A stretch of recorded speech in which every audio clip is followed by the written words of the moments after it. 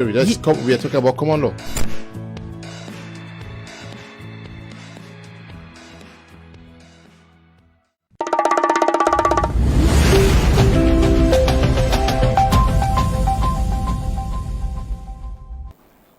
We're going to be looking at why Africa is still poor, looking at what is responsible for our situation with our panelists who are with me in the studio tonight. Good evening, televiewers. Welcome to Prime on My Media Prime TV. We are in the year 2024, and many persons are still asking whether the West is still responsible for our underdevelopment as a continent. We are going to be looking at this subject tonight with our panelists who are with me in the studio. Atem Ebako is a Pan-Africanist. He's been on this platform severally. He's going to be telling us what he thinks about our plight as a continent. Good evening, Andrew. Welcome. Thank you very much, Mr. Kum Leonard, and the panelists who are here tonight, and all the viewers of My Media Prime, the fans, and Cameroonians that are watching this program. We hope that our inputs and the ideas concerning this particular topic is going to expatiate the understanding of the viewers and hopefully can bring a change in the mindset of our people. Thank you very much. Nji Lucas is also part of tonight's edition of the program. He runs a civil society organization in Boya and is also very interested on African issues. Good evening, Sanji. Glad to have you. Good evening, Mr. Kum. It's a pleasure being here tonight. Also with us on the platform is a journalist who works with us for My Media Prime TV. He's Tah Mai Javis. Good evening, Mr. Tah. We're glad to have you. Good evening, Mr. Kum. Good evening to Nji. Good evening to Mr. Ebako. It's been a long while seeing me around. Good evening, Africa. Ubuntu Africa. Thank you. And of course, a special good evening to the people watching us currently in Kefuka in Way Village. Fai Elvis, the under Secretary for Communication for the Cameroon Renaissance Movement, is also part of tonight's edition of the program. Good evening, Mr. Fai. Good evening, Mr. Kum. Good evening to all the learned panelists who are here present. Good evening to the people of Gunoko Village, as usual, and to all the Mekuda family and the Gudeka family who are watching us wherever they are, and also to Seseku Eno George Tato, who is watching us also from Boya. That said, and it's my pleasure being here today, as we have to take some time to examine the kangaroo system that is said to have put us where we are today. Professor Maurice Kamto, National President of the CRM, good evening, and to all the militants. We are talking Africa today. And Africa and Cameroon is in Africa.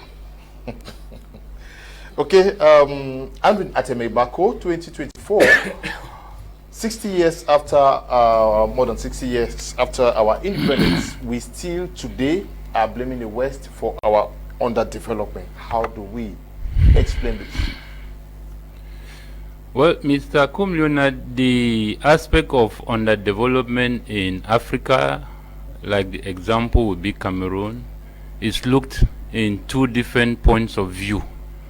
We have to blame the West in one context, and in another context we have to also be responsible for our own problems which we are involved in, and we are actually experiencing the hardship and the economic crisis and the underdevelopment that we are seeing today in Cameroon. After 60 years of claiming to be independent, which still does not give us permission or access to have our own currency or to have right over our own economy, talk less our own politics. We still have external influences, which are some of the factors, Mr. Liu, we can always not continue to blame only ourselves, but we also have to be mindful of other external influences which are not in our own interests. So I want to say that equally we are going to blame ourselves, and also we have to also share the responsibilities with other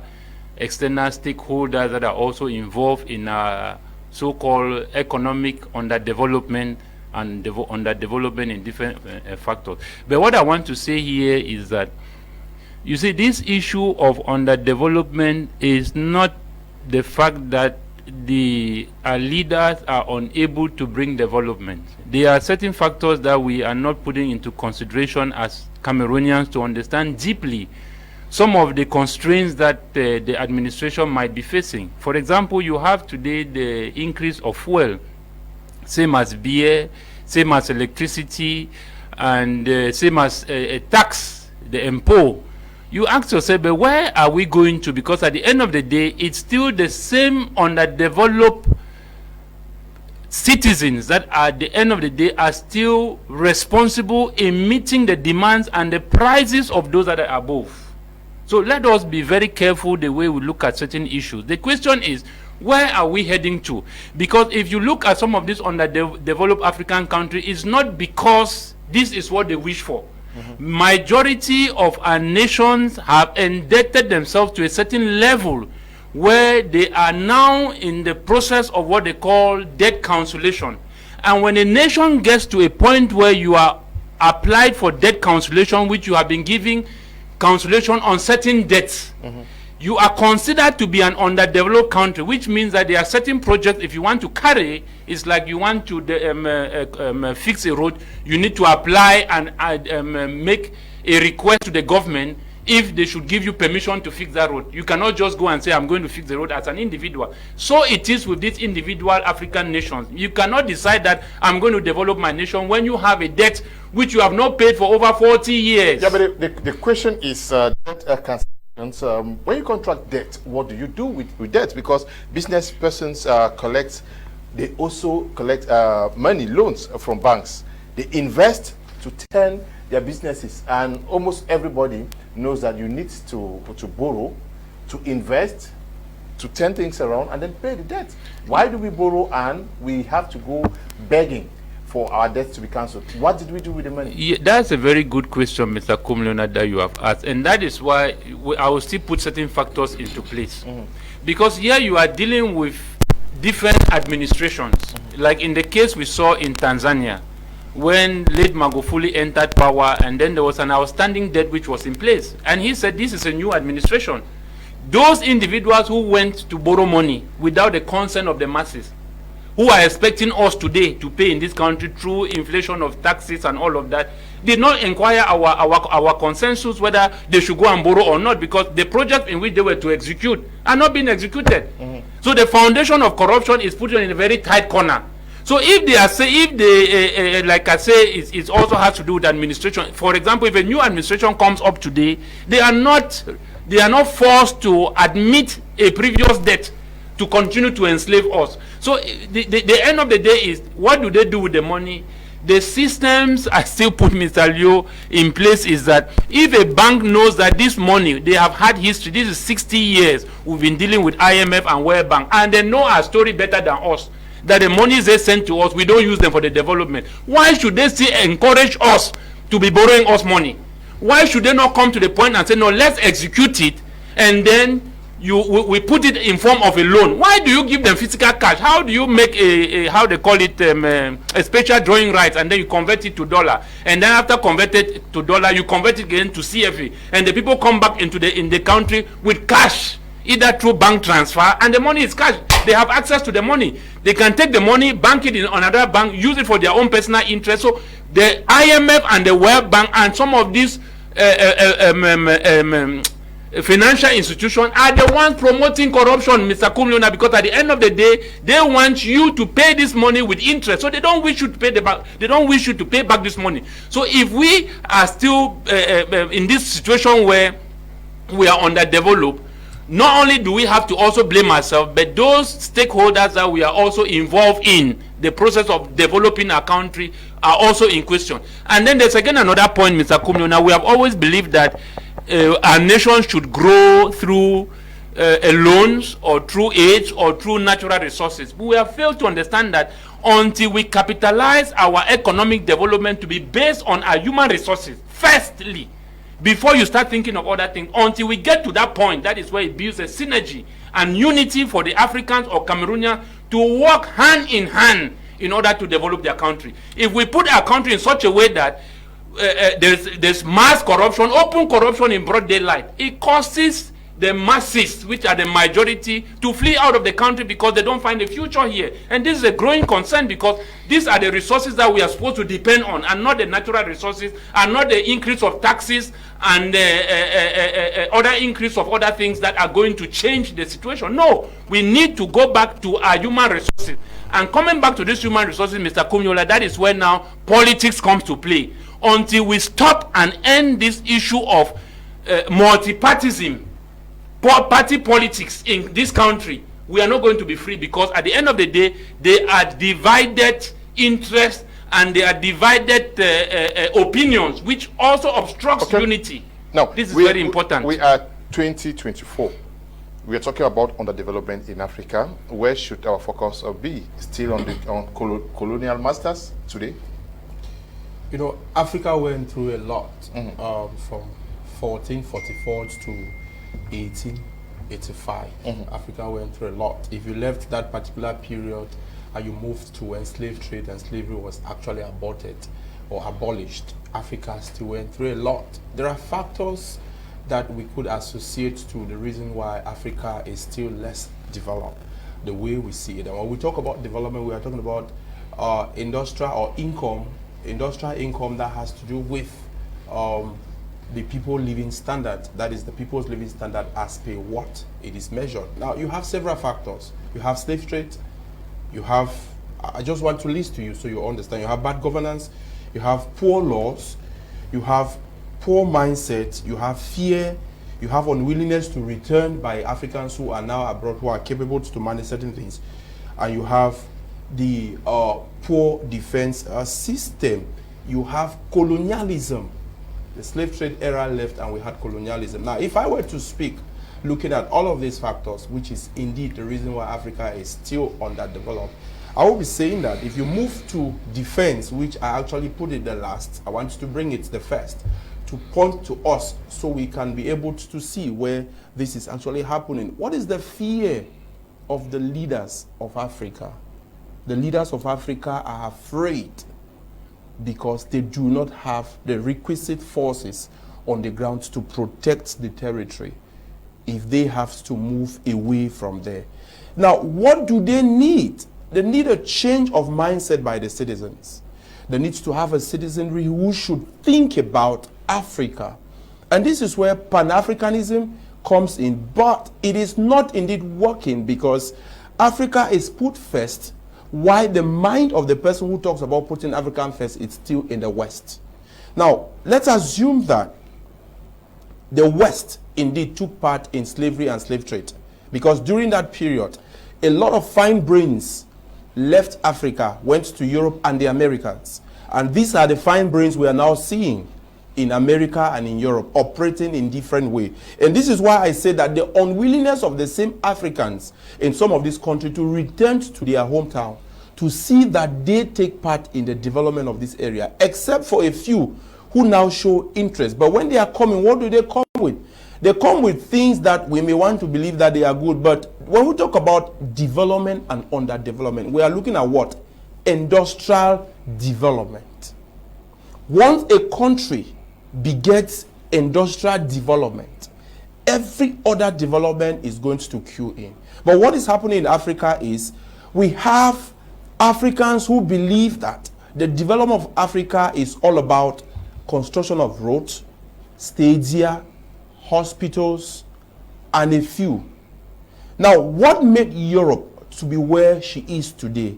It is the Industrial Revolution. And until when Africa is going to have industrial revolution, Africa is not going to develop the way we want it. Now, we may want to think that the Europeans are a major cause. I want to pick up some of these EU-AU summit, African-China summit, African-US summit, which are the three prominent summits that Africans are called to take part in. And except for EU-Africa, that you would find some of these summits being organized in Africa going back to the year 2000 and moving up to 2007 and right down to 2022, you will realize that the Europeans, by all intention, based on what they are presenting, they want Africa to develop. And that is why they call on African politicians to give them the way out in terms of how to develop the African continent. But where is the problem? The Africans have finally realized that there are resources which is like a piece of meat in the pack of dogs. They know that those who are fit to protect it are those that should stay in power. If we do not go to change certain policies in Africa, it will be very difficult for Africa to develop. Europe did not develop because Europeans saw it and they were so happy. When Ebako made mention of all these parties that are there today, they need to leave because they are also taking part all that which they want. Someone may misconstrue him. But I want to say that he is looking at it from the point that Europe did not develop because they had multipartism. The industrial revolution that started in Europe focused mostly during the era of the kings. And we are not calling on people to leave democracy, but we are calling on the people to see that there is no need for me to increase my gluttony and to move toward me having my own share and forgetting about the development of the continent. So until when Africans will sit and realize that those who now have the intelligence, who are now in America, in Europe, in Southeast Asia, wherever they are in the world, we are told that the SIM card we now use in Cameroon, the technology was brought in by a certain Cameroonian in the United States. But believe me, imagine that this Cameroonian is now in Cameroon and meets a government that has very good laws and good policies, that we want to develop the country, that this technology ought to be here. I believe that Africa will develop. But to think that the underdevelopment of Africa should be tied to the necks of the Europeans or the colonial master, I am a bit away from that, because there are other things that I see the Europeans doing today that encourages. If you go by the number of seminars that they will organize to tell African leaders on how you can develop Africa, if we should take the structural adjustment program, which many see it as the introduction of the devaluation of the franc CFA in Cameroon, I want us to see something from there. Now, the Europeans said during the period or after the Second World War, the program that was presented to them by George Marshall, which sought to develop, to reconstruct Europe, that brought about the construction of Europe and made Europe to be what we see Europe today. They thought that if we should bring part of it to Africa, which is what they called the structural adjustment plan, which was to curb certain things and to ensure that the people should move. This is where the aspect of mindset comes in. Africans and Cameroonians in particular saw it and thought that they have come and reduced their income. But take note that the moment your income is reduced because you want to save up more to build better, you are going to have a better tomorrow. So the wahala here in Africa is that Africans are yet to adhere to the mindset that brings growth. But we are still on the issue of blaming the colonial masters. Yes, they may give us loans with high interest rate. The reason for this is because, one, they want to use it as a means to deter us not to even go for the loans. But because we have bad politicians who think that though the loans have high interest rate, it is good for them because they know how to take the money and put in their personal accounts, they care little or they care not about how it should be done. So I think that the underdevelopment of Africa is not necessarily because the colonial master is still around. It is because the African leaders have not yet had the mindset that this is time to develop Africa. And Africans, especially the citizens, they are yet to accept with the colonial masters. I take with the leaders, I take the case of the guys in Niger. I take the case of the guys in Mali. I take the case of the guy in Burkina Faso. You see how within a period of 2 years, that which they will lose to France now comes to their country. I see how Brice Nguema in Gabon, though some people think that it is some kind of window dressing coup d'etat that took place, but for the fact that he sat with his people and told them that the amount of money you receive is for you to produce, and if you cannot produce, there is no need giving you such an amount of money, then the people had to sit up. I think it is all about leadership. And the leadership should go in line with the citizens. If the leader has good plans and the citizens have bad plans, it will be difficult for Africa to actually emancipate from that position of underdevelopment.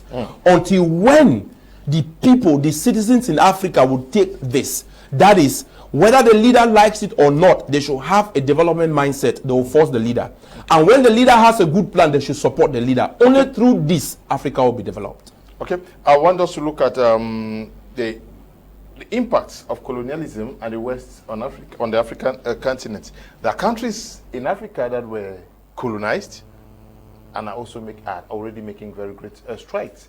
What would account for that? Why is the influence of colonialism not so strong on other African nations and stronger in other African nations? If you were to take British former colonial states, you see that there are some that have gone way beyond others. If you were to go to look at a French colonized state in Africa, they are not the same. If you go, there are some countries that are making good progress. So why is the impact of of the West stronger on some, seemingly stronger on some nations than others? I think it will go back to the cultural imbalance. When you look at cultural perspective, let's look at Kenya, let's look at Tanzania, let's look at Zimbabwe, even part of Sudan. If you look at the culture from the British themselves, it was more of about the idea they located those areas and they actually decided that they want to invest in those areas. So they started investing and inculcating their culture, because the policy of the British by Lord Lugard, that was developed by Lord Lugard under the title The Dual Mandate of British Tropical Africa in 1882, it was based on the fact that of indirect rule, which means you give the people the opportunity to rule their leaders and they only give you accountability, and without the people get to have full control over their resources. But when you look at the French system, which was based on direct rule, that did not give the freedom of the people to exhibit or to control their citizens. That's why you see this disparity, and that's why we tend to see that Kenya has developed. If you look at the infrastructures that were placed in Kenya or South Africa, the infrastructures that were placed there, most of those infrastructures actually quickly pick up from where the colonial master left, and also the democratic values that they enjoyed during the colonial period. However, we have a mentality problem even after the British and the French left. The issue is, I don't see why we should blame these people consistently about Africa underdevelopment. I want to draw our attention to some key things that are happening currently in Africa. Number one, let me start with Cameroon. In 2007, there was what we call the Heavily Indebted Poor Country Initiative. Several debts were actually pardoned across Africa, what became known as HIPIC. The reason why those debts were pardoned was because they realized that we could no longer pay the debt, and it was actually heavy on us. Instead of paying the debt, we should take that money that we were supposed to pay the debt to invest heavily on our infrastructure, on our education, on our industry, and on our health system. The question we should be asking ourselves is, all those nations that benefited under the HIPIC initiative, what tangible thing did they use those money to do to show that, okay, these were funding of HIPIC, like we have constructed these roads, this kilometer of road. Keep aside that most of our leaders in Africa behave as if they are ambassadors of the West. They themselves act like they have a different country. Let me give you a clear example. Look at what is happening currently in Gabon, where you saw and we all watched how Britain actually told the nation, held people responsible, and said, as of today, salary above 5 million will no longer be considered because we need to develop our nation. He also went and asked the question, if you cannot supply electricity, you have the technology. If you cannot do it, let us know. Now, most of our African leaders, 60 years after we regained independence, like electricity is still a major problem across most African countries. The question is, should we blame the West? No. Why shouldn't we blame the West? How much money do our leaders put in energy sector to develop the energy sector? Most of them, education, their kids. If you want to know if a nation has tangible things that they can boast of, ask where that president kid is schooling, where the president goes for health care, their kids don't school in our schools. Why? Because they know the worth of the education. They know that it is not as to what they actually intend it to be.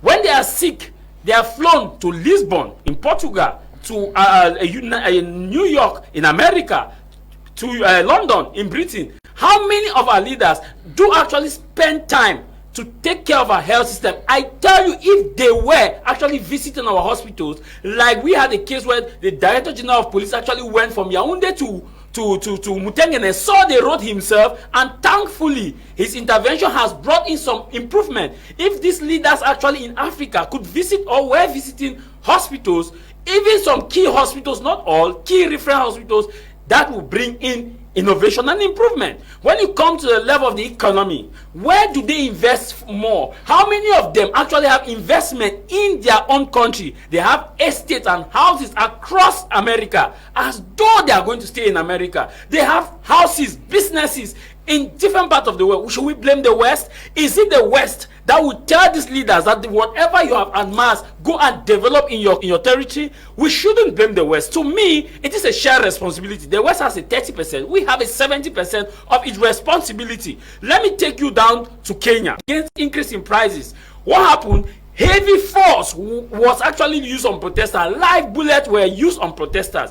And now, was it the West that asked these leaders to actually kill their people? Look at what happened in NSAS movement in Nigeria, in Lekki Toll Gate. What happened? People had their flags. They were just singing the Nigeria anthem, and some of them were killed. And thank God a commission was opened. Till date, we don't know who was in charge, who went in. And is it the West that will tell us how to respect our human rights? Like Mr. Nji said, this exorbitant amount of loan prices are being given to scare Africans from coming to get loans. But lo and behold, we still go and collect the loans and come and use it. You ask a question to my senior here, Atem, and ask that, why is it that you take loan to invest, but you still can't pay the debt? How and why? Because it's a business. The simple reason is because we know we have generational wealth. The next batch will come and pay. Let us invest. Let us take it and invest elsewhere. Look at Africa. There are just few countries that make strife. All the Maghreb countries, how many of their people actually go out to look for greener pastures? I'm talking about Tunisia. I'm talking about Egypt. I'm talking about Morocco. How many of them? Libya was one of them. Libya was one of that Africa. Libya is a textbook example of what an African vision philosophy should be. No Libyan at the time could be seen hustling for jobs. Libya was not a safe haven for terrorism. In fact, Libya was better than most second world nations in the West. But what happened? The Gaddafi debacle. They said that Gaddafi was himself a dictator. Look at the dictatorship in Gaddafi, and now the current democracy without Gaddafi in Libya. It is a total cacophony. So who imposed that? No, that's what I'm saying, that the West has the 30% and Africa has the 70%. I'm giving you areas of the 70 and areas of the 30. It is, we have that share. We have an entitlement syndrome in Africa. Do you know what they say? They say if you don't do it, we'll do it for you. No, that's what I'm coming at. We as Africa, nobody imposed. Mr. Atem, let me come. Yes. What happened in Libya? Libya had 70% of the blame. The West had 30. Was it the Libyans went to the street demonstrating that they want democracy? Was it the West that asked people before they start the NATO invasion? Before the NATO invasion, Libyans were on the street calling for. They were also part of the Arab Spring at the time. Yeah, so was it the West that pushed them to the Arab Spring? Now, 2024, should we still be talking about underdevelopment linked to external factors in Africa? I don't think we should really be looking at that, blaming the side of the West, because the underdevelopment is there, it's for sure, and it has been taking a different twist. We have a new form of neo-colonialism that has taken center stage and almost getting worse than what we witnessed before. We have instances of brain drain. We have the lotteries are all around. People want to go. Nobody wants to understand the nitty-gritty surrounding all the lotteries we have around. The airports are full every day. People want to travel. It is true, comparative-wise to where they are in Africa and those areas, it is but true that it's like day and night. But the question is, how did those people come to make their own area comfortable in a way that we want to go there? That's why I've listened to the learned panelists, their presentations, and I see most of the blame going to, like they say, the people are the cause of it. We are the cause of our predicament. And I think generally, if I'm analyzing that way, I would say our leaders, not we, our leaders. If you look at example when slave trade was ongoing, it was our chiefs, our traditional rulers, who took fellow people, black in their color, and sold them off because of hats, this hat I'm wearing, because of loincloth, because of whiskey, and because of den gun, chavum, you can imagine. With gunpowder. And to them, it was like they were superior with all those things that the white man came and deceived us. So I think there is a problem. The problem stems from the leaders we have and their egocentric tendencies. And so, there's nothing we can do. I listened to Nji Lucas, who talked about, and even Mr. Ebako, my good friend, who talked about, normally most of our brothers who are out are also part of it because they would have come back to also contribute. But the question is, what is the enabling environment to get them to come back? We know about what Kwame Nkrumah did sometimes, getting to the period of Joe Rawlings in Ghana. We understand that he undertook a different system. What was the system? They further made a tour around Europe and America talking to Ghanaians. The next thing is that they preached to them the policy of patriotism, because they knew that most of them have well-to-do paid jobs over there, and some of them are even nationals in those countries, that if you want to convert their payment for them to come and work back in Ghana, it will not go. So they beefed up a different method. They preach patriotism, which enabled many of them. I was in CPC Bali. I had a physics teacher, Mr. Marco, who was equally very brilliant and smart. And that during that period at CPC Bali, also out of the Bali in Bamenda, we had several Ghanaians who were shoemenders.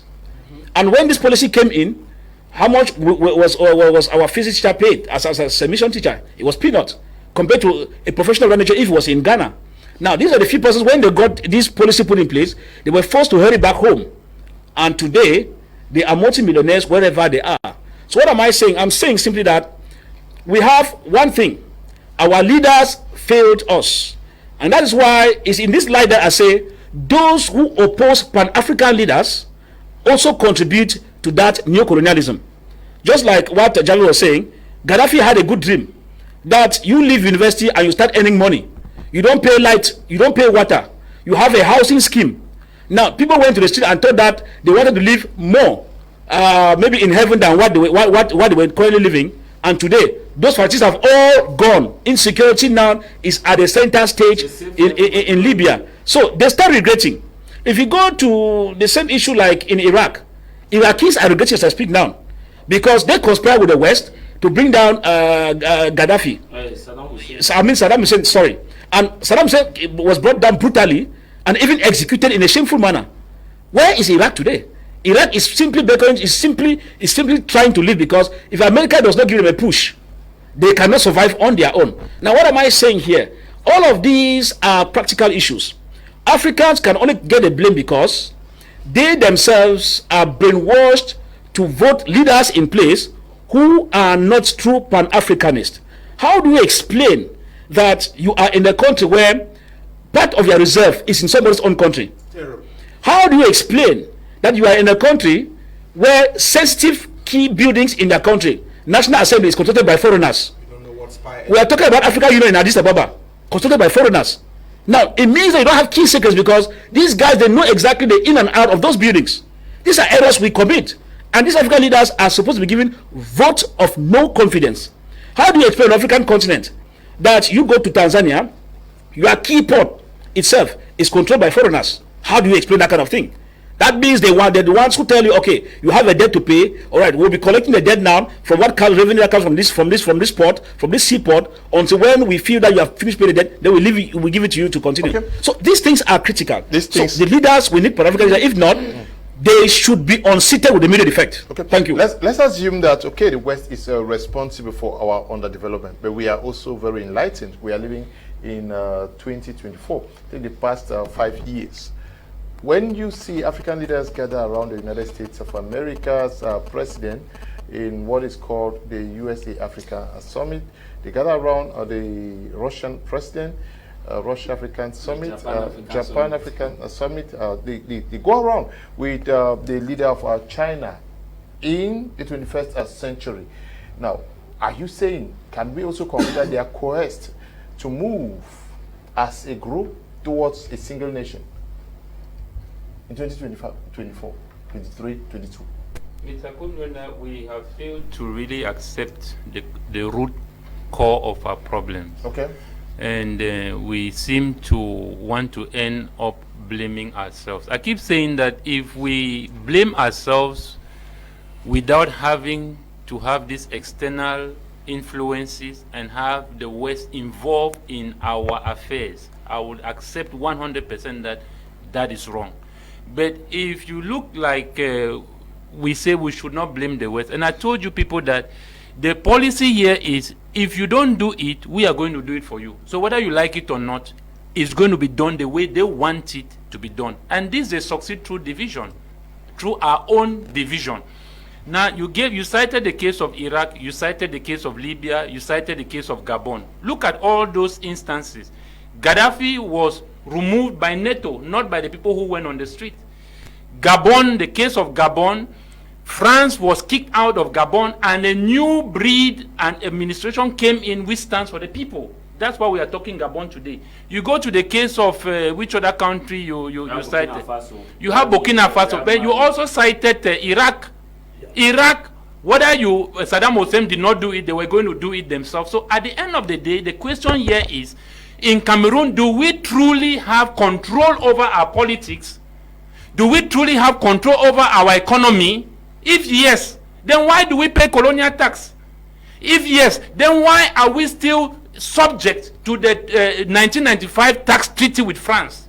At the end of the day, we are still subject to these people. So we cannot deny the fact that we are not under their caprices. It's impossible.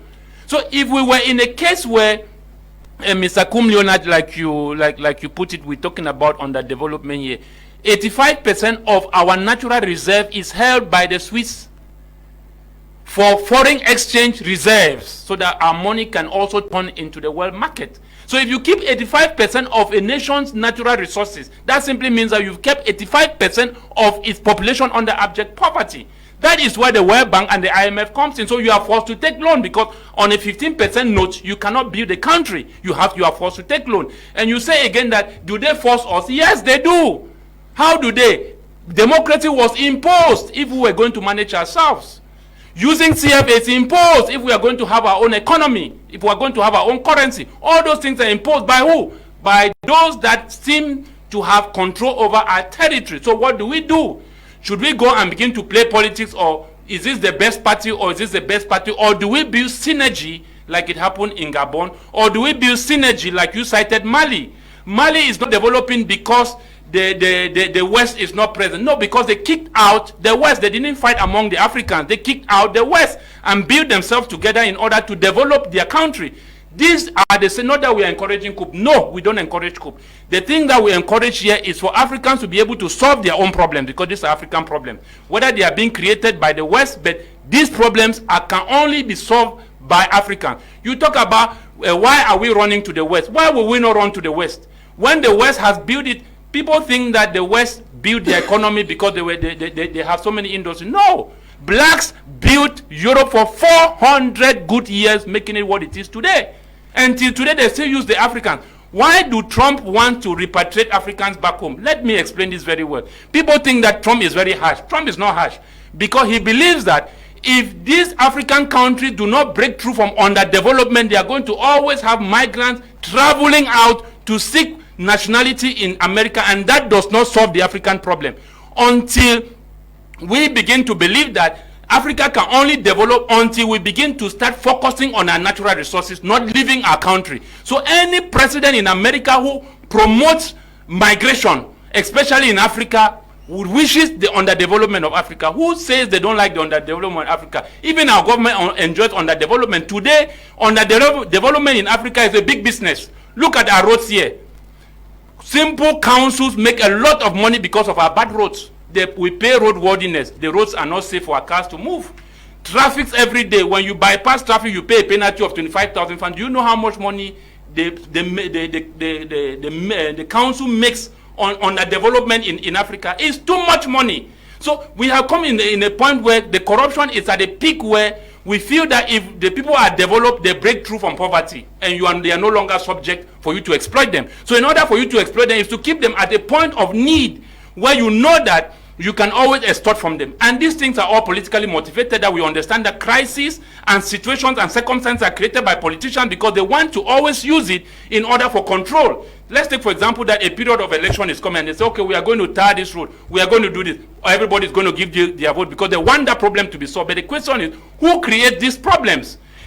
Politicians create the problems for control. So this thing is from top to bottom, from the IMF to our local governments and to our administration. So this explain the fact in Sudan, where a transitional government takes over power to give a good life and support to its own citizens. And then IMF comes in and says, we are going to loan you 20 billion. And they loan the transitional government 20 billion. Has that government now become a business? So these are the things that I'm trying to explain here, that the fact that African nations, by the Berlin Treaty policy, says that it's the 85% against the 15%, which means that by all odds, the West stands to make 85% profit from African nations. These consequences, which is why they hold our 85% of our natural reserve, which means at the end of the day, if they have a large chunk of our economy, they are in control of our economy. So what do? This is where I come back to say that in Mali, we promoted the revolution in Mali, not that we promoted coup. 18 to 16 million people went out on the street to demonstrate and to define democracy in their own context, and they choose Assimi Goïta to become president. Not that we are promoting coup. No, what we want in Cameroon is that we want Cameroonians to understand that we can only free from underdevelopment until we have the mindset of working as one people. Must we fight CPDM under MRC? Must we fight CPDM under SDF? Can we not fight CPDM inside CPDM, that we are all CPDM members? So at the end of the day, you realize that our focus and our mindset have been really derailed to make it in such a way that unity and development and progress becomes very challenging, because even when you have a good government in place, we have all opposition parties giving their own opinions, giving their own mindset on what things are supposed to be. So we are not focused. That is why I believe that multipartyism, which was imposed in Africa through democracy, which we have all over Africa today. Mali does not practice democracy. Burkina Faso does not practice democracy. Gabon does not practice democracy. Guinea-Conakry does not practice democracy. Libya that was practicing their own, Libya that had Gaddafi. They removed Gaddafi. Today is democracy in Libya. Today we have democracy in Iraq. Are those countries developed? The same situation we are complaining in Cameroon today is what Libya is going through today. It's what Iraq is suffering today. So at the end of the day, what is the foundation of democracy? What is the foundation of our corruption here today in Africa? They said sin entered through the world through one man. Democracy entered, the corruption and the destabilization of Africa entered through democracy, and the leaders that accepted that democracy would have been the way to develop Africa. 60 years, we are underdeveloped, which simply means that the system we have been using, applying to succeed, has never worked. They spend monies to put governments in Africa to work for their own interests. And these are the governments that we, at the end of the day, MRC members are depending that the CPDM should do better. SDF is depending that, are you the one who voted CPDM? The answer is no. So why do you expect to benefit where you did not sow? It makes leadership become very challenging. Only CPDM members are progressing. You talk of tax inflation here, they don't suffer it because they are in the party system. So why don't we all just build one party system so that we all should all get the benefit, instead of building all this opposition that at the end of the day it's instead taking us back when we are trying to move forward, Mr. Kum Leonard. This raising an issue of eternal learning process of democracy. Is that our real problem? There are democratic governments in Africa that have made wins. Ghana is a democracy. Now, when you look at, let me borrow the phrase of the Americans. Trump wants to kill the American democracy. They use the word the American democracy. the end point is they tie it to what they have contextualized it. The Americans are aware that what you call democracy in America does not happen in Africa, but it works for them. And I'm a proponent of democracy. Howbeit, I am also a proponent of Africa first in this democracy. Thus, should we have people who see Africa first, think Africa first, consider Africa first, certainly we will solve most of our problems. I think it is not the issue of democracy per se that causes the underdevelopment of Africa. Rather, I will buy into one of the things he said, mindset. And that is why I captured it. I talked about mindset. I said, you have the aspect of the mindset of the people. And who are these people I am talking about? I am talking about the citizens. We should refuse that someone needs to give us 50 to develop our country, and we should refuse a certain 100 to fight against ourselves. Let me tell you this. Now, when we see the ongoing senseless killings in the two English-speaking regions of Cameroon and other regions of Africa or in Africa, you will realize that a group of people have been deceived that these people are the ones who want to destabilize the country. I take the case of Cameroon. Yes, some unlawful act was carried on lawful officers in Cameroon, which I still hold strong that this or that did not necessitate the declaration of persons or war against persons who killed the gendarmes. We have had cases previously where gendarmes were killed, but it was investigated and the culprits were brought to book. Thus, in the case of Cameroon, someone had worked out a business, the war business, the war capitalists. They sought for a way to thrive, but they never had the opportunity. That is an example. A glaring example also could be seen in Libya, where the Libyans were deceived that their problem was Muammar Gaddafi, whereas the problem was their mindset, where they have leaned their mindset. So democracy, it is not on its own something that is bad.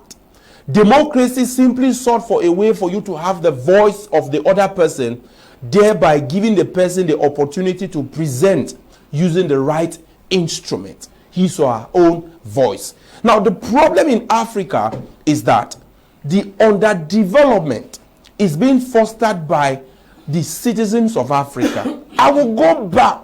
When you look at the case of Mali, when Assimi Goïta got the mantle from the people, he organized a rally in one of the biggest stadia in his country, where he was reaffirmed or reconfirmed by his people that we want you. Though you would have seen him to be someone who actually called the shot during the period of the coup, but this is what happened. He carried out a democratic process to enforce his position at the supreme magistracy of his country. It is the same thing with the guy in Burkina Faso. They did not take it and sat on it. They consulted the people. Now, the change of the mindset of the same people who would depend on a certain 2% from the uranium that will leave their country. I'm talking about the people of Niger to France. It is the same people today who are receiving about 80% of the same thing, which means that they needed someone that will come and work with the mindset they had, though they had fear in them. But when the right person came, they got that courage and they were now operating with respect to the mindset of the person. So democracy is not the cause of the underdevelopment of Africa. Rather, it is the mindset of the leaders. It is the mindset of the citizens, which is why I said that. If you go back to look at the days of colonialism, how did we succeed to end the physical presence of the colonial people? It is said by historians that Africans who were studying abroad had in their own small groups, they became Pan-Africanist. They said it was going to be Africa first. They had to start doing some lobbying. Some went to Amsterdam. Some went to their respective countries where they are, had their own conversations and told the people, we want our country freed. And this is why I am saying that we have Africans who are in the United States, who are in France, or who are in Western Europe, who are in Canada, who are in the US, All they need to see on the ground is that gospel that was preached to Ghanaians who left. I used to hear these people, Tinker Basin, Tinker Pot. But there came a time when they all disappeared. I thought someone had actually caused them to disappear and appear in their country. It is because there was the gospel of good governance and transparency. And when that gospel of good governance and transparency was preached, the citizens queued in and made Ghana what it is. As much as Ghana is yet to arrive, comparatively, we would say that Ghanaians left in a large number back to their country. Other than any other country in Africa, the Ghanaians left in their large number because the good governance gospel was preached. They bought into the idea of the good governance. They went to their country and they began building their country. And we are seeing how progressively they are building. So the case of Cameroon, if I were to be particular, I think that it is all about the leadership in place. They preach the opposite and do the other. They preach something else and do something else. This is the same thing that cuts across. Brice in Gabon says, I want to preach the gospel of development. And he is the first person. He told them, though I am a military man, but some of you receive salary more than I do. These are my generals. They don't receive 5 million. None of them receive 5 million. None of them receive 5 million. But you know, the little they receive, I have told them that we must develop this country. And what did he do? He had to slash further, including those military who never received 5 million. He slashed further to bring them to a level where Gabon should develop. And we hear that the amount of money the former government had incurred from the Western countries, he had paid the debt until someone in Cameroon thought that they could make a mockery out of him. Because he said he has paid. He is not doing loan servicing. He is paying the debt. Therefore, he's not using billions of CFA francs to service their loan. Rather, he's using the same billions to cut the debt. Rather, in Cameroon, what do we have? We go back to 2016. A certain loan was contracted to buy computers for university students. It is said to be a loan that will be paid for 20 years. 20 years. Then I told my son, this loan was bought computer. Some of these computers had been trafficked to Nigeria, where we saw them in the hands of Nigerians. And you are going to pay the loan. Then I felt pity. This is because the leadership in place does not care about the people's welfare. Like Javis said, I'll borrow from him. Some African leaders are like Western ambassadors in their own country. Okay, Western ambassadors in their own country. Is the issue leadership in Africa? It is leadership. I still go back and Leadership, and we're talking about democracy. yes, I'll still go back and look at what Mr. Atem said. If you look at what happened in the before 1963, Kwame Nkrumah was an advocate for the fact that this independence that we are looking for, we should quickly unite such that we can speak as one voice to immediately chase out the colonizers. Because Kwame Nkrumah said the colonizer must have gone, but will come in different form. And that was why there were two irrelevant blocks that were during the period before the formation of the African Union in 1963. And these two relevant blocks, what was the objective? The objective that was formed from this block was to see how African nations can come together and act as a force to fight against the giant colonial masters, because they understand that pressure will automatically come from the European nation. And there was the Moravian bloc and the Casablanca bloc. The Moravian bloc, they were considered as, these were the people that said, no, let's not just come to, let's have a softer approach. Let's not just quickly chase them away. Let's give time. And the Moravian bloc had the following nations.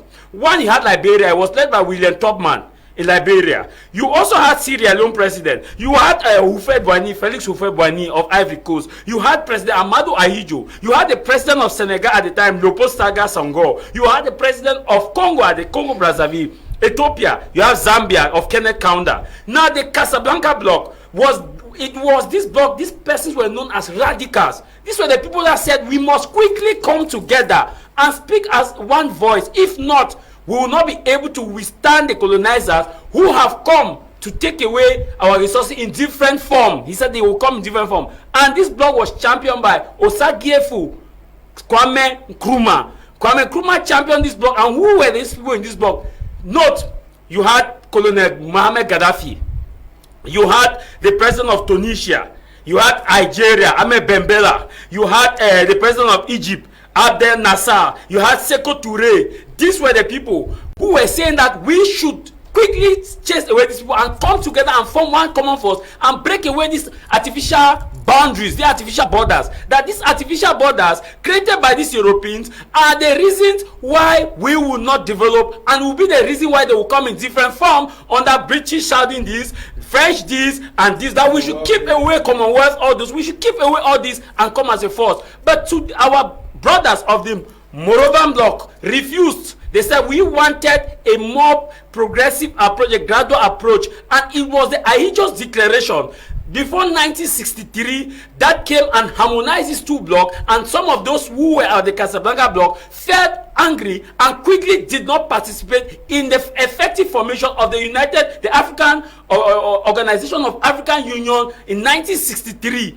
Now look at this, the nations that attended the Moravian bloc, look at their development. The nation that attended the Casablanca bloc, that is a textbook example to show that our leaders are responsible for what we are experiencing, and the leadership of a nation is but the reflection of its subjects. So we should not just say that our leaders, but the reflection of the subjects are responsible. Today, you leave Cameroon, you go to Nigeria, you have a different number. You must take Nigeria number, and you need a different passport. You leave Nigeria, a different currency. You leave Kenya, you enter Tanzania, just a stone throw, you have a different currency, different GPS location, different SIM card, just a few miles.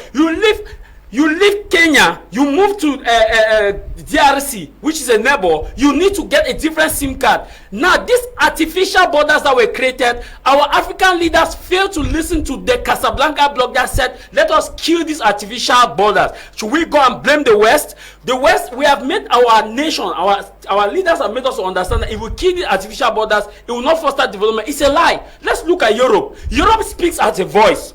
EU, they speak as a voice. Let us, when Europe is discussing like the ongoing American election, when Trump and Harris were campaigning, Europe came together as a voice to see how they can channel their policy in such a way that if it's Harris, this is how we face Harris. If it's Trump, this is how we face Trump. Come to Africa. Where were our leaders? None of them. The African Union did not even sit, did not even consolidate. They were taking on surprise, and they started sending individual congratulations. Look at Asia. Asia speaks as a block. Asia speaks as a block.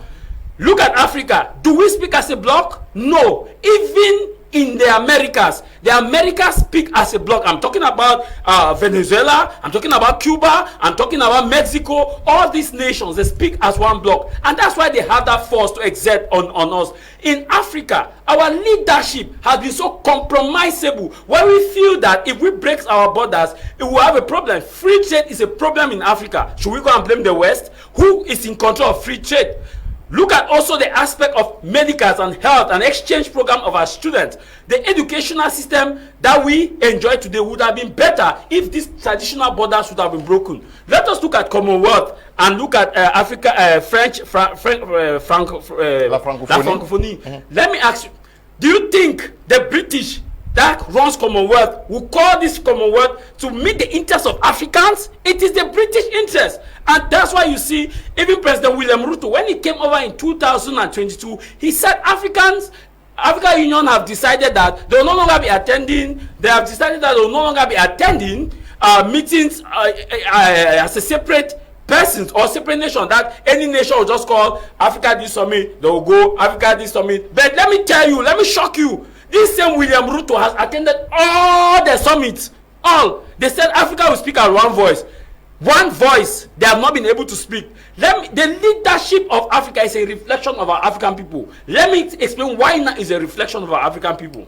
When Mr. Ebako talked about the fact that they will impose on us, do you know what happened in Niger? Why there was no intervention in Niger when the coup d'etat occurred in Niger? It was thanks to the fact that the alliance of the Sahel alliance was quickly formed between Burkina Faso, Mali. When they quickly formed the alliance was, if you intervene, ECOWAS intervene in Niger, this alliance will attack any nation that will attack Niger. And that was why Britain, before the alliance, Britain was already in Nigeria, telling ECOWAS that they will give them the necessary support, material, financial, military support to intervene in Niger and restore democracy. America was already they already met with Tinubu, the president of ECOWAS, that they will supply. Now, what happened was, when Russia quickly heard of this, there was a formation of an alliance between Burkina Faso, Mali, and Niger to what became known as the Sahel Alliance. A touch one, a touch all. That was why no intervention occurred. That was why, if you see the Casablanca bloc, if they had come together, it would have been no, we will not impose it and it will not happen. So I see that we as Africans, we have the inherent responsibility to push for a Pan-Africanism, to hold our leaders accountable. Without that, we would keep blaming. We should not go anywhere. Okay. The Sahel is actually as a bloc, the grandchildren of the Casablanca bloc. Yes, the Casablanca bloc. Yes. There's a net difference when you look at the way the guys have organized themselves. But let's look at we're talking about underdevelopment. Can we also say we are where we are because of the rampant nature of or tendency of embezzlement of our resources, which paradoxically are taken to be saved in these Western nations? Yes, I think it's still part of it. It's still part of the quagmire we find ourselves under the auspices of neo-colonialism.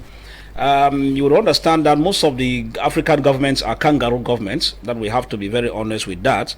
And, you know, the first thing, as I said, is that the West are not to be blamed. The West are simply being smart.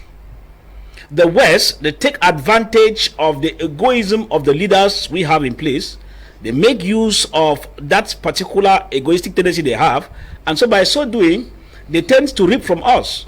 You know, there is no permanent friend, there's no permanent enemy in politics. It's a matter of permanent interest. So, if we are going to Africa, what do we benefit? How many leaders do we have that we can put them in a block and they sing our song and dance our song and promote our agenda? After all, at the end of it, you know, in international politics, there's what we call the official accords, and there are what we call unofficial accords. Now, several of those things take place in the form of unofficial accord. Official accord means that apart from the fact that I tell you both sign this thing, I'm also telling you behind the scene that when you sign this thing, there is an area, a street in France, which I will obviously give you that street, we'll name it after you for posterity. And I think that we have a particular clinic that is a government clinic in this particular district. Will hand that particular clinic to you. It's your own. You own it from today. The moment you sign that particular accord, we'll do every documents and give it to you. Now, when a leader starts seeing that he has these advantages wherever he is, apart from what is signed, they tell him, apart from that, these are the advantages your children, your first, second, third generation will benefit. They have all scholarship from our country free. Apart from that, this amount of money comes into your account automatically. It's an automatic alert that you get in your account the moment you sign this particular accord. So, when you look at all of these juicy presentations, one, as a person, you see yourself benefiting than a country benefiting. Two, you see your immediate family members benefiting from it, whereas it's not benefiting the state. These are the temptations that make most of these leaders fall in for what we are talking about, the aspect of neo-colonialism, that leads to the massive corruption we have. Now, look at it. Come to most African countries. There's what they call the exploitation of mineral resources in the black market. Now, why do you think the West will not want you to put in place a semi-finished and finished industries? Why? Because the moment you start putting semi-finished and finished industries to transform the banana into biscuit, to transform the raw gold into gold, the raw diamond into finished diamond, they are finished. Because you realize that they are the ones who determine the world prices of these products. You want to sell a kilogram of finished diamond in the market, you are following what we call, not in the black market, in the official market. You'll be following what we call the world market trend. You want to do the same for gold, for finished gold, you'll be going to go through what we call the world market trends. The same for cocoa itself now. They determine the price of cocoa, the price of tons of bananas, whereas they don't produce most of these things. So it is a carefully calculated attempt that they decide to go to leaders who are vulnerable. That explains why for leaders who seem to be intelligent, they will topple you. Take for example, Laurent Gbagbo had a particular accord when he was put in place, when he was given that green light to lead Cote d'Ivoire. But as a history lecturer, when he took up, he wanted to play smart. When he took over, to him it was that, no, I want to cut this accord because Ivorians will be suffering and losing so much in the hands of the French. But now, the method he put in place was so drastic that he could not go right to the end. And so when the French realized that he was being very fast, they had to bring Alassane Ouattara and play the first one, and he was toppled and taken over to Hague. Whereas later on, after all the trials and all that, we now realize that he was even falsely accused, and they were even saying damages are supposed to be paid. Nobody is talking about that till today. So these are careful calculated attempts that I say the words were used. So what do we do to make sure we cut away from that? I tell people that if Paul Kagame in Rwanda can do that, it means other leaders can do that. If Mali, Burkina Faso, they could come together to form a particular bloc, the Sahel bloc, it means that other countries could equally form that. So what stops us? It is because most African leaders are not willing to write their names in the anarch of history for liberating their people in total. Because the independence we have were all smooth-screen independence. All of you agree with me that we call them smooth-screen independence. Mali had independence. Burkina Faso had independence. All of these countries, including Cameroon, had independence. That was why the Casablanca bloc was. That was what the Casablanca that is was it. talking about. That's what I was talking about. But in real terms, do we have that independence as per se? No. Why should a plane leave Cameroon? He has to land at Charles de Gaulle Airport in France. They do some checkup. Some monies are deducted from the flight company before it takes over to another country. It means that we have already we've already mortgaged some of our rights. Now we look at the modus operandi of IMF and World Bank. They are the #1 promoters of corruptions. Why do we say so?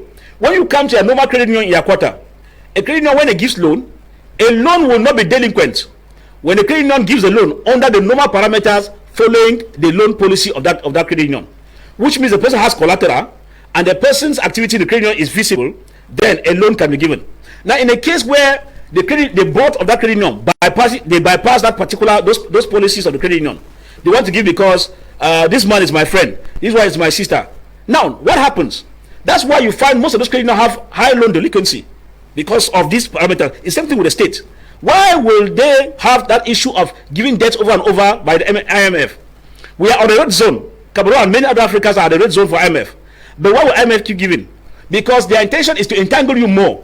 So that when you find it difficult to pay, you come down to beg for debt relief. When you beg for debt relief, they now give you a condition. For you to get this relief, of this debt relief, all right, we'll adjust this accord of forest exploitation. For this year, we'll take it over to 50 years. Why we are releasing it this way, so that we will take this one and make sure that we can cover up over time. You quickly accept taking it as an advantage. But in the long run, you realize that they are making the money more than you. Now, if Gabon, Mali, Burkina Faso themselves are paying the debts at the shortest period of time, it's because they have realized that those debts themselves were the forefront of corruption. Why will you contract a debt to build a road, Bamenda, maybe a Nugu corridor, Bamenda, Bafusam, and over years you keep contracting the same amount of debt, yet the road is not advancing, and nobody from IMF comes to tell you that no, please, we cannot give you a second loan. We gave it the first time, we have not seen what they have done. Why do you want us to give you now a loan, or maybe a different department, when the one you took for road has not been proven to have been done? They too themselves are even happy that you should even mismanage the money, so that you fall well into their trap. So when you fall into their trap, they now begin to monitor economic activities. Sometimes we blame African leaders of not having power. How would they leave power? When these foreign countries tell them, you know, that loan will take about plenty. If you even go because we can't catch you. So those stay there will protect you. Why will protect you? So they blackmail them. They blackmail them. So you see their hands are even tied. Okay. So they will say better we die here because they are even tired. Most of these African leaders are tired. But they are now caught in their own web. Why caught in their own web? They find it difficult now to disentangle themselves because of the funny games they played. The hotel they gave you as an offer in France, you cannot even enjoy it because you are under heat. The one they gave you in another country, you are suffering from it. The cars they gave you as gift, you cannot even enjoy it. So these are the things I said that Africans now rise up. And what is the way forward? We will unseat all these so-called hoodlum leaders who are making Africa hell. When Donald Trump was elected, I was the happiest because he used to call us shithole countries, and Africans were angry. If you want to be angry, go and make a country heaven, and Donald Trump will withdraw the statement, and he will no longer call us shithole countries. He will now call us well-to-do countries. How on earth do you sit and one country convenes a conference and call the whole continent?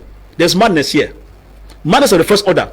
China African Summit, Japan African Summit, France African Summit, Russia African Summit, South Korea even. That is Singapore. That they are not even up to Southwest in terms of territorial, and we're talking about their controlling. So the way they have explains why they have taken us now like toys. And so at the end of all of this, we think that since as we cannot convince all the African continent to start reasoning, it's better we start working like one-man army. If Rwanda is working and is moving, Kigali cannot be called the cleanest city in Africa for nothing. Yes, my man here said something quite correct. It is true that the democracy we have is a borrowed one, but there is a dictatorial democracy that's required. A dictatorial democracy.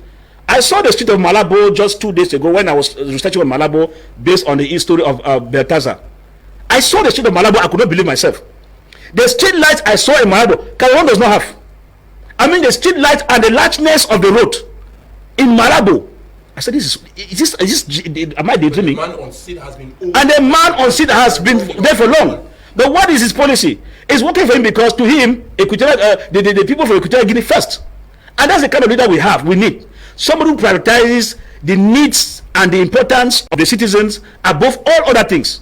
So if we have that missing link, now today the policy in Equatorial Guinea is simple. You want to bring a foreign company, the condition they tell you is that before you bring it, more than 3/4 of the leaders of that company must be people from Equatorial Guinea. They tell you that the labor force, 3/4 of it, manpower, must be taken from Equatorial Guinea. So the issue of coming to a road construction company where all the director generals are foreign, and then you take us as laborers. I mean, it is to manage it, and that's the condition they give in Equatorial Guinea. Today, go to University of Buea. Most of the students that are coming from Equatorial Guinea, they are studying English because the American companies that have entered Equatorial Guinea have equally accepted the policy put in place by President Obiang Basogo.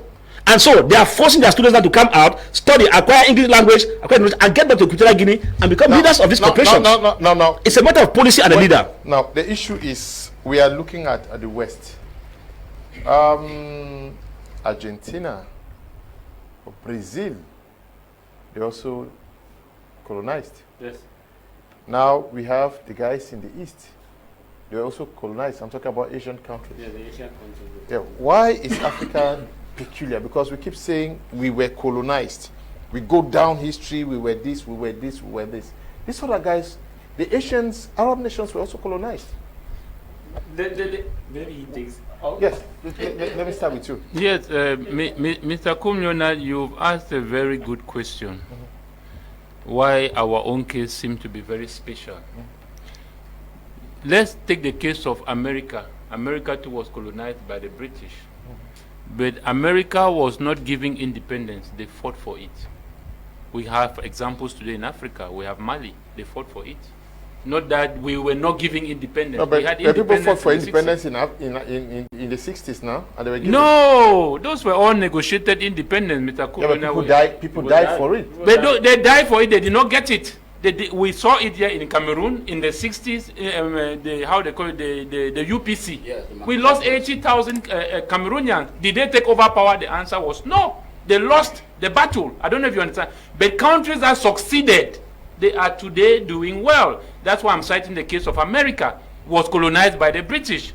I don't know if you understand me, but they do not pay allegiance to Britain anymore because they fought. Yeah. It was a war which they fought to take their own independence, because honor is not something that is given to you. It's something all men are born with. So this case of Africa, like we cited even at the level of the UN National Security Council, Africa does not have veto power, does not have veto seat. So for you to compare Africa and Asia will just be like making a comparison with a child and a father. They have veto power to make decisions which Africa till today have not gotten that capacity, except by a revolution which takes place by the masses. So true leadership, Mr. Kum Leonard, when you talk about colonialism, there are facts in Africa and even in Cameroon no one can deny. The fact that we may say, let's not blame the West. No. When a solution is found to a problem, failure to apply that solution is worse than the problem. That's why I said that we are responsible to solve our own problems. But we should not also dispute the fact that these problems are brought to us for particular interest of those that are above us. Today we are in Cameroon. They say, Brazzaville says they have added price. Government says they should not add price. Government says the prices of beer have not gone up. When Brasserie has added price of beer, you ask yourself that Brasserie and government, are they two different entities? They are one person. So if Brasserie say they have added price you can't say they are one person. Please. No. I'm trying to make a point here, Mr. Kum Leonard, because when we talk about colonialism, we should see how it affects us. Are there nations in Africa that were not colonized? Except Ethiopia, which was not colonized. All the rest of the African nations were colonized. But as we have the wind of... How about Sierra Leone? No, Sierra Leone was colonized. As we have the wind of change today in Africa, where the Africans, due to awareness... So how developed Liberia was not Liberia, not Sierra Leone. Liberia, rather, not Sierra Leone. Okay, yes. so Liberia, what are you saying? Yeah, but how developed is Liberia? Because they had no influence. But it's the same situation all over Africa. Liberia also... No, Liberia was not we are not talking about... Ethiopia. How developed is Ethiopia compared with the guys in Asia? My question here... In Asia... Mr. Kum Leonard, the question will be, what do you define as development? That's at the end of the day. You cannot have skyscrapers, roads, and at the end of the day, the people are unable to feed. You create developments which are only for multinationals. That's not the kind of development we are talking about. You mean people live so well in Ethiopia? My point here, the underdevelopment we are talking here in Africa is that the Africans are not able to meet up in their own nations. Not that they don't have. Okay. They have, but because they do not have access and they don't benefit from the resources. You mean in Liberia and in Ethiopia, the people are living well? That's not what I'm saying. They were not colonized. Hold on. Even the nations which were not colonized does not mean they were free from colonial rules. Ethiopia, we saw the struggle here of Ethiopia. Yeah. With America giving support to Tigray to remove the current government. So we are not talking Africa as if we are in space. No, we are talking about colonialism. That's what I'm trying to tell you, that the effect of colonialism in Africa simply leaves the African man in a state which he is working to pay a price of those that are above and not for his own generation and for his own advantage. That is the effect it does on us, and that's why we talk about migration and African living in Africa. What you are saying, is this not the same discourse we had in the 60s? Where we kept, the discourse, is this not the discourse we had in the 60s, in the 70s, where we blamed the West for this and that, saying the same thing? Can I ask you one question, Mr. Kum? No, you're not the one answering. Okay, no, I'm not. Okay, the point I want to make here is that we seem to try to deny certain facts. You and I were in Cameroon. What currency do we use in Cameroon? We use the French CFA. Is that not so? Yeah. Who determines the value of that currency? Is it you? The answer is no. That's one. The second is that we have seen certain treaties which were not run by Cameroonians. We talk about structural adjustment policies, which also come through debt cancellation. Yep. When your debts are cancelled, that simply, it's like Fai Young spoke excellently well. We are living in a nation where, Mr. Kum Leonard, the decisions are not at your why should you in 2024 not be able to take decisions for that is because of many factors, such as one that we are talking today. We have bad politics, party politics and personal interest, which is what is destroying Africa today. Bad politics. So you talked about leadership, isn't it? Now the reflection, as he said, of a good leader has to reflect on his subject. Is that not so? So a quality of a good leader must come through the synergy of a people who are united to give birth to a leader that is going to meet the demands of their people. It's not the case we have today. I think if I should go by the last thing you said, you are now looking at the fact that we have to rally, put together ourselves to kick out bad governance that is indeed working in favor of the colonial master. I'm coming. I should have my mouth to speak for myself. Don't conclude that for me. What I'm simply trying to say here is that decisions that we make today tends to affect how the tomorrow will look like. So it comes back on the mindset of our people. So when we are on TV, we try to educate the people on how to make a better tomorrow. We have upcoming elections coming up, which is a period where we are going to determine how Cameroon is going to look in the next 10 years. You go to China, in 1 year they create 10 billionaires. In Cameroon, every 3 years, we create 10 million Cameroonians. So it comes back to the mindset of the people. We don't only blame leadership, because leadership is also influenced by the masses of its subjects. So what I'm trying to tell you is that we are here to educate the people. So what do we do? And that's why, how do we go about solving this issue of underdevelopment? It comes back to us, because we are the resources, we are the first batch of the resources of every nation. What do? We are in a country where we have over 300 and something political parties. And you tell me that democracy is not the problem. And I tell you that anything that begins first by dividing the people does not seek their interests. Democracy begins first by creating what they call multi-partyism. There's no democracy with one-party system. None. So when you say it works for America, then there will not be almost 24 elections being rigged in America. Even Trump complained that democracy does not work. So what I'm simply trying to say here is that if we are going to go into this election which is coming up in 2025, we should be more new strategies. It's not the issue of kicking out government. We are not opposing our leaders. What we want unity. How do we come together to look for a better tomorrow? How do we come together to seek what is for our own interest? We know we have external hands, but what do we go about it in making sure that France does not have any say in Cameroon? In making sure that EU does not, they work like hyenas. You talk about the Sahel bloc. They too have started building that kind of synergy, working like hyenas, touch one, touch all. It's the only way we can survive in Africa. That's why I talk about the Casablanca bloc. So we must go back to the issue of, how will I call it, a one-party system, as living as a family if we are going to succeed. This is what I'm trying to tell Cameroonians, that that's how our future should look like. If we are going to go all in this divided round, all democratic government are only winning election through a coup. Okay. Whether by majority, the majority on any party that wins an election is not the majority of a nation. So that is not democracy. That is politics, and it's bad. It does not work for the advantage of the African. So if we are going to approach 2025 for the presidential election, we should take a different approach. We should take an approach which seeks the interests of all Cameroonians and not a particular party. We can succeed. Why can we not succeed? Thank you very much. No. He was going to come in. Now, when you look at Africa, I am still not seeing the West being the sole cause of the problems in Africa. The underdevelopment in Africa, whether we accept it here or not, is in the hands of Africans.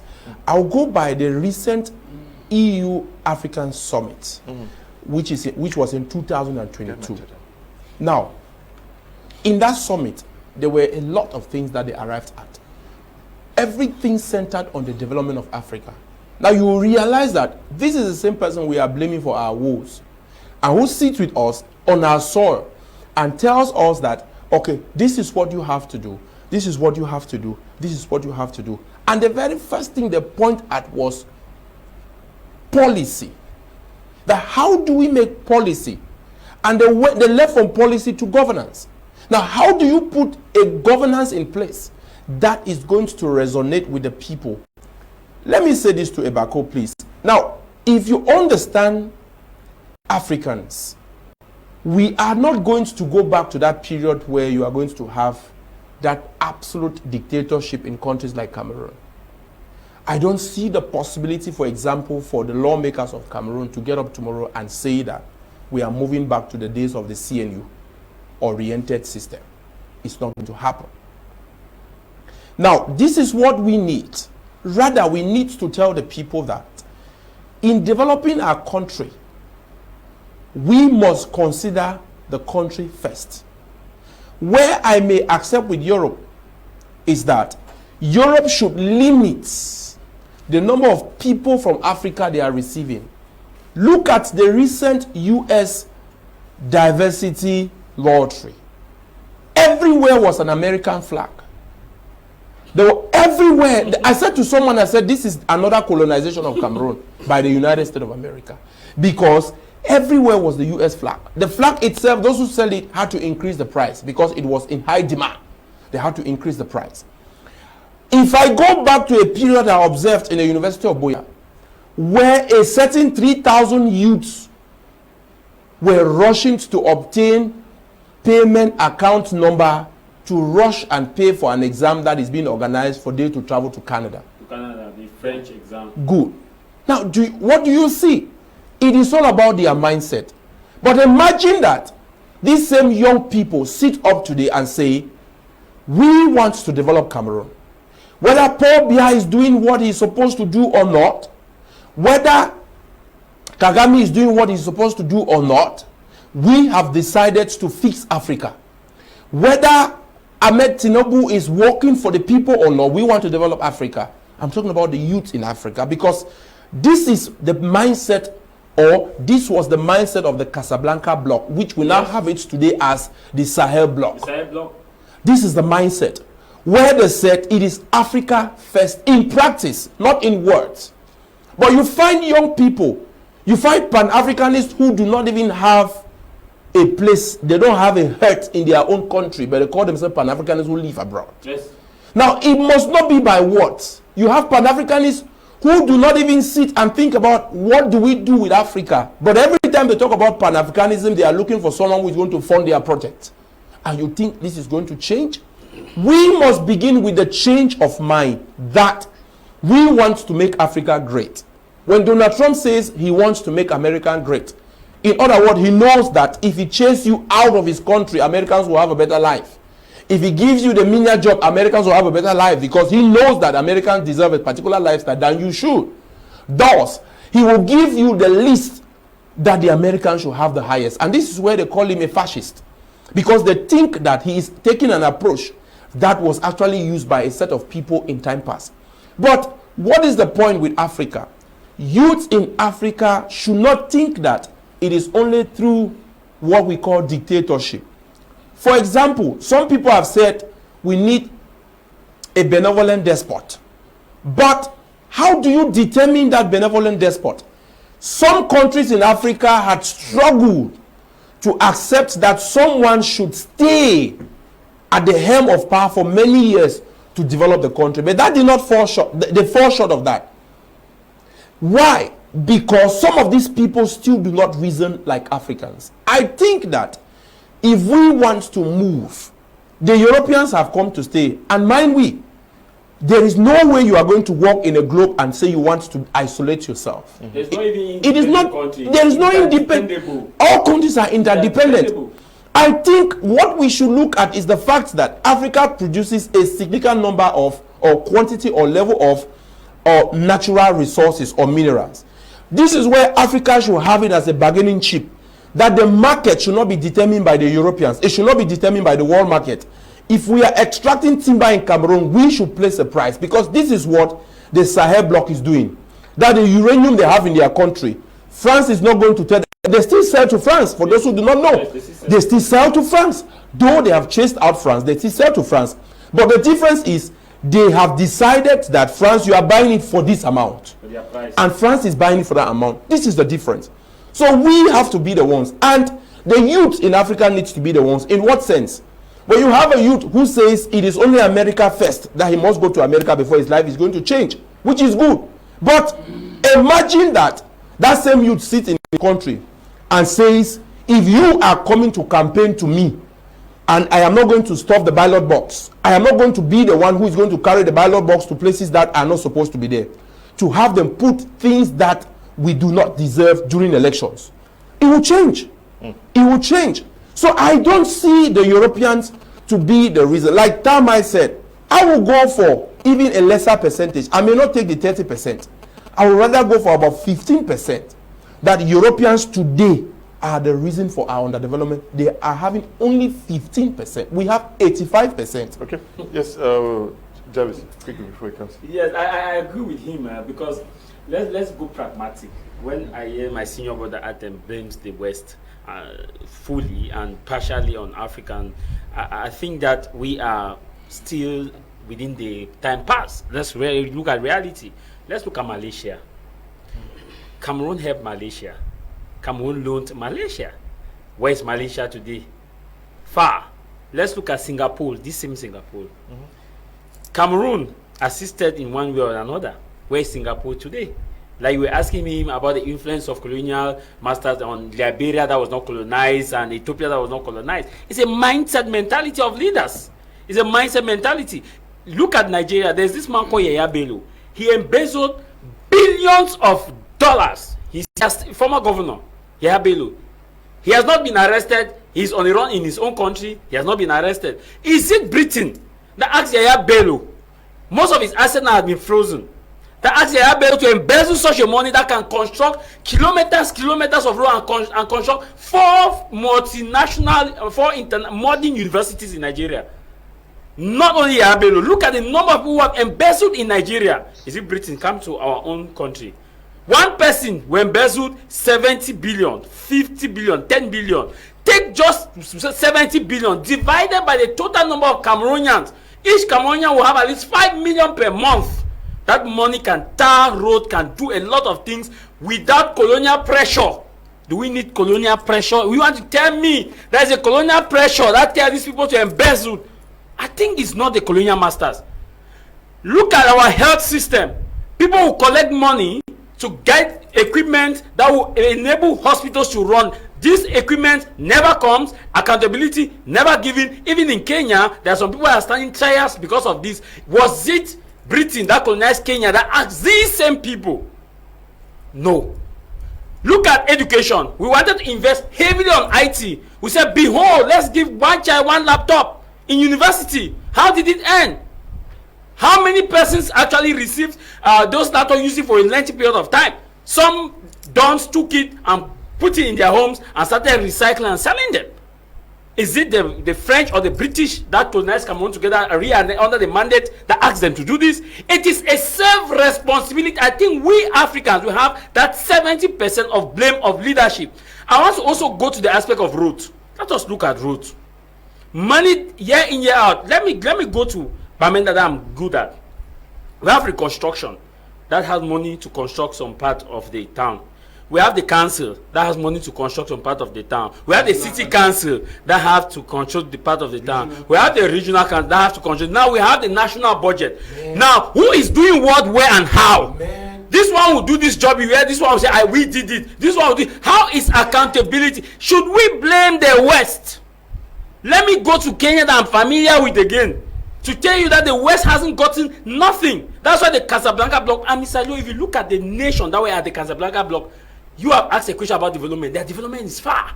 The nation that were at Casablanca bloc, those who are at the Moravian bloc, like Cameroon and the rest, like Liberia you cited, their growth is at a snail pace. At a snail pace. Ghana was at the Casablanca bloc. That's why you see Jerry Rawlings decided to adopt what he wanted, what he adopted, and he was called names because of his heavy-handedness on corruption. Jerry Rawlings was called names. They said he was abusing human rights because of the corruption, the way he was fighting corruption. But look at Ghana, he's tried in his own way. To me, I think that Mr. Atem, myself, we all sit here. We have a mindset mentality, and also. Let us also be clear that the day our leaders, Cameroon, will agree with Nigeria, Nigeria agree with Ghana, all these nations agree that let us keep away our artificial borders and form one common SIM card where I can live here. I don't need to go and get a SIM card in Nigeria. I can live here. I don't need to get a different communication network or whatever. I can live here. I don't need to get a different currency. It takes the will of the people. And that will of the people is what the bloc in Sahel is doing. That Sahel has decided, and any leader that have refused to come together is greed. And because the people have not seen the need, I agree with what Mr. Atem is saying, that let us come together during these upcoming elections and see how we can form a common force. If not, I will tell you that democracy or not democracy, it has not. We have democratic nations in Africa. Ghana, for example, is democratic. Do you want to compare Ghana with most of the French African countries? Look at the democracy that's also existing also even in Senegal. Senegal actually voted and an incumbent party lost an election to an opposition. That's democracy. Regardless of how you define democracy, every democracy in any nation. You've lost to what? To what? Look at what Botswana. Botswana had democracy. So do we want to blame them? Every nation has an individual democracy. The democracy that occurs in Cameroon cannot be the same replica of democracy that occurs in Nigeria based on what we call in sociology socio-demographic factors. Those social demographic factors that affect each nation, that have a culture, a behavior, a pattern of its people. They differ. Whether you like, whether it's gubernatorial election, it will be different. My view, conclusively, we as Africans, we are to be blamed. Now, the kangaroo man. The European Union is coming together. They are acting as one See, the United States of America, they're a great market. Why is Africa not also taking advantage of the African market by creating a common market for its citizens? Yeah, I think I will just answer which will cut across what Javis just said. There are some things you need to understand in terms of world politics to understand why we'll say that the West have a blame on why we are. In world politics, there's a careful agenda to keep Africans where they are, and it has an effect on us, whether we like it or not. When you go, for example, I start with the United Nations. Ask yourself, why would the United Nations not accept Africans to be in the Security Council? The Security Council rules the world. I'm sorry to say that. When you understand the modus operandi of Security Council, that is where the determination of key factors and functioning mechanism of all states in the world centers. Security Council. Okay, can I cue you? Yeah, again? come in. Yeah. Okay, you have Russia, South Africa, the BRICS, what they call BRICS. Yeah. They have noted that this is what is happening this week. They have formed a bloc. Yeah. What stops the Africans Yeah. from forming a bloc and telling the United Nations Yeah. that we are either given a position at the UN Security Council or we are staging a walkout and we are not coming back? Now let me. I still come back to the UN. Yeah, because you get the impression that Africans are like I- some sheep that are I'm coming. I still come back to the United Nations. Russia and the rest formed a bloc. Why? Because they have understood another shortcut with their economic prowess to function without solely depending on the other pro-African countries that controlled the ideologies in the Security Council. Now, why will Africa not come together? Africa as a now can only be struggling to come together, which we will encourage, but they cannot come fully together. Why? Because their dependency, economic-wise, still relies on those countries that give overall policy that runs within the Security Council. That is a fact. For example, if you take a look at it, you realize that in the West and in that Security Council, Russia and the other bloc, they have understood. That's why Russia sought another market with China. They have given embargo on fuel, but Russia is not affected. They sell in rubles. They don't ask your opinion. You want to buy my fuel, you buy in rubles or you leave it. No dollars accepted. Why? Because before you look at it, Vladimir Putin in Russia understood that they will come to where they are today. With with America and the European bloc called NATO. So what did they do? They decided to prepare themselves economic-wise. Putin took more than 10 years to prepare Russia economically and the allies, which means they look for alternative market. If we are not selling our fuel any longer to Europe, what is the next market we will sell so as to survive? Because in the world, embargoes will fall on you if you cannot survive economically. That is why when Libya was slammed after the Lockerbie bombing, economic sanctions, they had to go into forceful production. They had to borrow technology in the car manufacturing industries, and they started producing cars so as to sell and make revenue, since as they had already given embargoes on key issues that was almost paralyzing the economy. Now these blocks we're talking about, BRICS, have understood that they could form a bloc first. Before forming, they are first of all economically powerful, which means individually they had worked on the ground cable network. But what do? My plan is to make sure that I step up my GDP within 5 years. The other person step within 5 years. After stepping that, they now came together, meaning that they had the economic prowess to sustain themselves, whether they are linked to the Security Council or UN or not. There they can come. Look at Africa itself. Our poverty rate is there. Now, the kind of leaders we have, which are blamed by the way in which the West influenced those leaders. Do you know that more than 3/4 of the African continent, their leaders were prepared and adjusted by the West? I mean, their leaders, directly or indirectly. And that's why when the leaders came on, they could not act otherwise than following the principles given to them by those who pushed them in, either through a coup or through indirect suffrage, pretending to be democracy. Now, do you know some of the leaders in Africa? Take Gaddafi, for example. No, I mean, not Gaddafi, Yahya Jammeh. When before he came to power, the British themselves had another tone to sponsor his election. Which means most of the leaders in Africa, those who surprise the vote sometimes, most of them have what they call hidden sponsors. And when the sponsors sponsor you, they give you an agenda. It's like mercenaries. Where are mercenaries very practical on the African continent, and you will not find them in the Eastern Bloc called the BRIC, because they've understood our vulnerability. It's like a young girl in your area. She is beautiful, 16, and you know that she does not have the money. So you lure her towards you because she needs to survive. So you take advantage of her, and you will sleep with her normally because when she needs money, you will want to give her. Her siblings are sick, you will want to give her money. So she becomes vulnerable to you, and she will even go out with you against her wish, just because you survive her economically. That's the practicality about it. Yeah, so Africa, ambassadors of the European countries. That's why I said that Europe itself and the United Nations through the Security Council have a careful mechanism to hold on Africa where they are.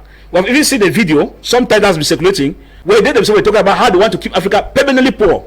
Now, all those suggestions they give, have you ever asked yourself that even the Japanese schools that are built for free as gift are not actually for free? Even the primary schools, you hear China has given free primary schools here in this place, Japan and all the like. Because when they give this, they come by the other way and propose something which you cannot refuse because they had once helped you. But what they'll be taking from you at the long run will cover those schools that they build for you at a given period in time. It's still a technical move. So in a nutshell, what I'm saying is that once Africa is not even fighting to form a stronger bloc because economically they are weak, they need to step up their economic prowess. Now, if you go to Rwanda, what did Kagame do? Kagame did not tell Britain that, please, those you want to you want to send back home, send them to Rwanda for nothing. It's because Kagame did a study through the DV lottery research. Kagame realized that in the DV lottery, America is extracting those who can offer something to the economy. So Kagame rushed to Britain. Now there were so many persons who had to be deported from Britain.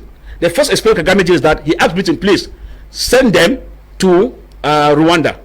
And why is he saying so? He has understood the level of the guys that need to be deported. Now with Kagame is that when he deports them, he will give them free housing, house them there, and at the same time employ them.